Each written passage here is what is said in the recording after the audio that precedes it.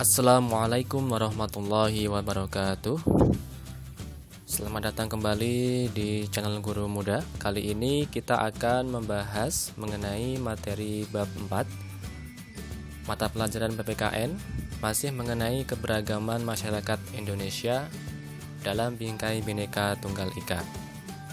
Pada video sebelumnya telah kita bahas mengenai subbab yang pertama dan yang kedua, yaitu makna persatuan dalam kebangsaan dan prinsip persatuan dalam keberagaman suku, agama, ras, dan antar golongan.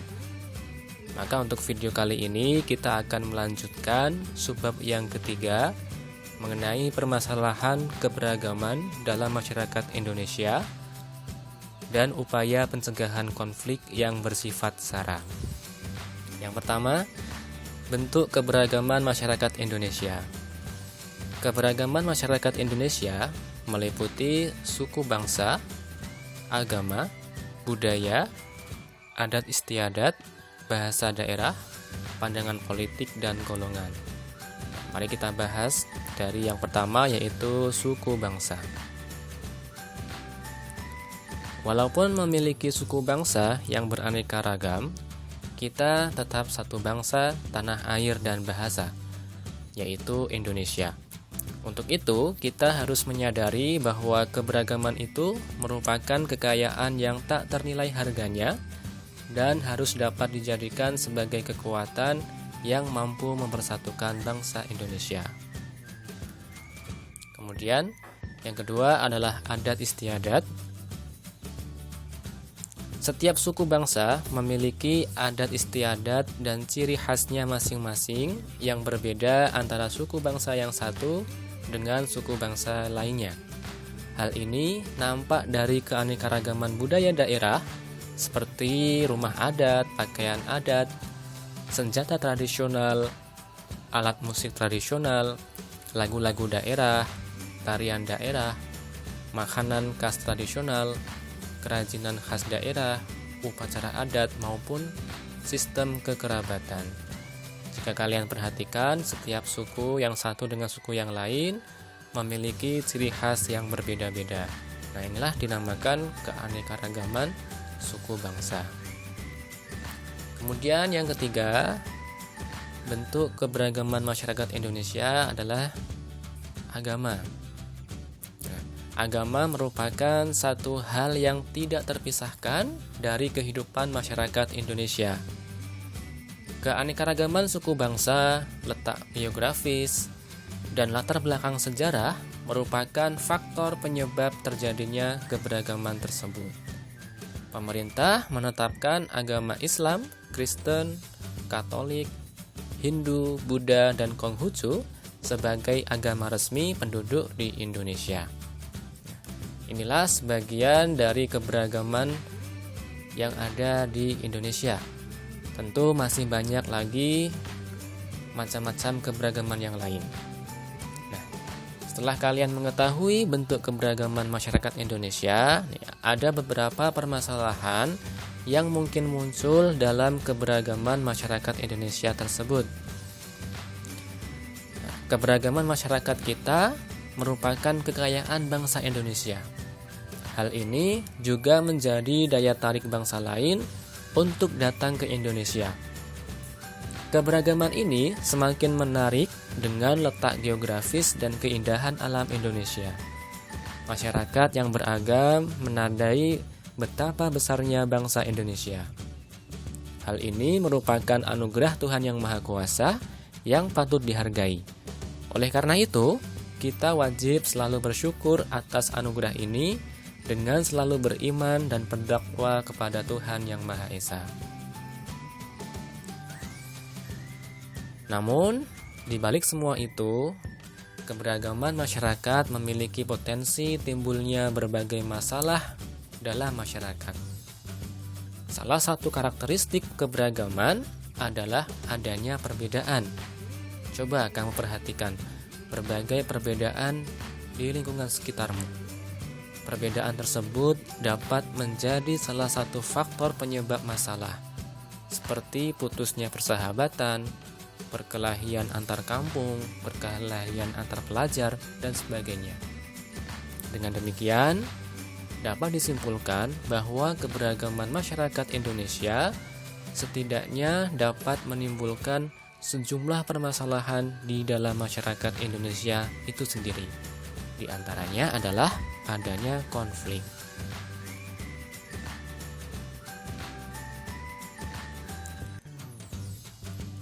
Ada beberapa bentuk konflik pada masyarakat Indonesia. Berdasarkan jenisnya, terdapat konflik antar suku, konflik antar agama, konflik antar ras, dan konflik antar golongan. Yang pertama, konflik antar suku, yaitu pertentangan antara suku yang satu dengan suku yang lain. Perbedaan suku seringkali menyebabkan perbedaan adat istiadat, budaya, sistem kekerabatan, dan norma sosial dalam masyarakatnya. Pemahaman yang keliru terhadap perbedaan ini dapat menimbulkan masalah, bahkan konflik dalam masyarakatnya.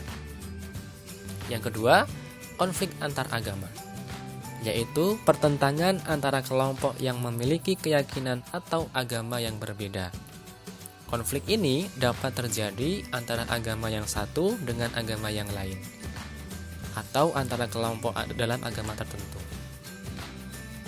Yang ketiga, konflik antar ras, yaitu pertentangan antara ras yang satu dengan ras yang lain. Pertentangan ini dapat disebabkan sikap rasialis, yaitu memperlakukan orang berbeda-beda berdasarkan rasnya. Dan yang keempat adalah konflik antar golongan, yaitu pertentangan antara kelompok atau golongan dalam masyarakat. Golongan atau kelompok dalam masyarakat dapat dibedakan atas dasar pekerjaan, partai politik, asal daerah, dan sebagainya. Itulah konflik dilihat berdasarkan jenisnya.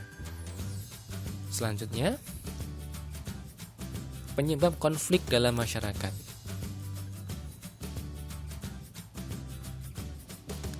Konflik dalam masyarakat bukan merupakan proses yang terjadi secara tiba-tiba.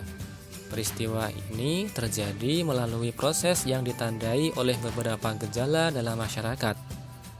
Gejala yang menunjukkan adanya konflik sosial dalam masyarakat antara lain, yang pertama, tidak adanya persamaan pandangan antar kelompok, seperti perbedaan tujuan, cara melakukan sesuatu, dan sebagainya.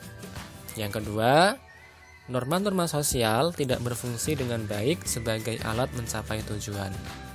Yang ketiga, adanya pertentangan norma-norma dalam masyarakat sehingga menimbulkan kebingungan bagi masyarakat.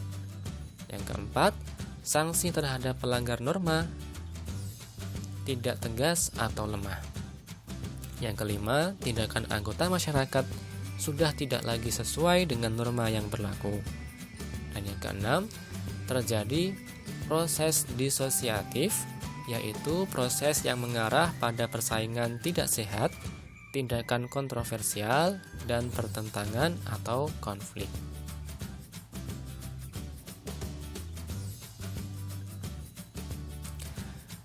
Selanjutnya, ada beberapa gejala dalam masyarakat yang memiliki potensi menjadi penyebab konflik sosial. Yang pertama, gejala menguatnya etnosentrisme kelompok. Etnosentrisme memiliki arti perasaan suatu kelompok di mana kelompoknya merasa dirinya yang paling baik, paling benar, paling hebat, sehingga mengukur kelompok lain dengan nilai dan norma kelompoknya sendiri. Dan yang kedua adalah stereotip terhadap suatu kelompok, yaitu anggapan yang dimiliki terhadap suatu kelompok yang bersifat tidak baik. Misalnya, anggapan bahwa suatu kelompok identik dengan kekerasan, sifat suatu suku yang kasar, dan sebagainya. Yang ketiga, hubungan antar penganut agama yang kurang harmonis. Dan yang keempat, hubungan antara penduduk asli dan penduduk pendatang yang kurang harmonis juga dapat menimbulkan berbagai masalah dalam masyarakat yang beragam. Itu Itulah beberapa gejala dalam masyarakat yang memiliki potensi menjadi penyebab konflik sosial. Selanjutnya, apa akibat yang ditimbulkan oleh terjadinya konflik? Yang pertama, tentunya terjadi perpecahan dalam masyarakat. Perpecahan merupakan akibat nyata dari konflik yang terjadi dalam masyarakat. Kerukunan masyarakat akan terganggu akibat konflik yang terjadi. Akibat yang kedua adalah kerugian harta benda dan korban manusia. Misalnya kerusakan fasilitas umum, rumah pribadi, serta taman yang rusak merupakan contoh nyata akibat dari konflik. Konflik juga dapat mengakibatkan korban jiwa dalam masyarakat. Yang ketiga, kehancuran nilai-nilai dan norma sosial yang ada. Nilai-nilai dan norma sosial dapat hancur akibat konflik dalam masyarakat, seperti nilai kasih sayang, kekeluargaan, saling menolong, dan persaudaraan. Yang keempat, perubahan kepribadian. Kepribadian seseorang dapat berubah akibat konflik. Misalnya, anak-anak korban konflik akan menjadi pemurung, takut melihat orang lain, atau dendam. Nah, orang yang terlibat konflik juga dapat menjadi beringas, pemarah, dan agresif.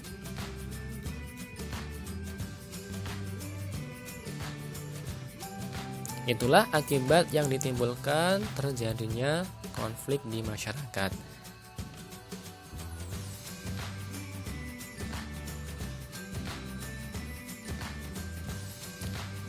Yang keempat, upaya pencegahan konflik yang bersifat SARA.